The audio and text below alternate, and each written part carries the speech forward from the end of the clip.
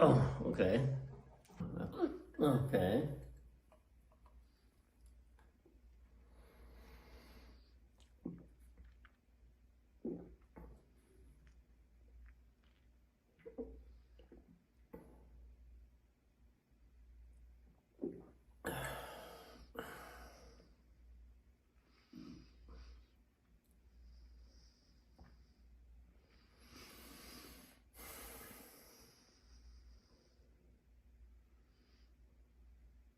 No hiccups.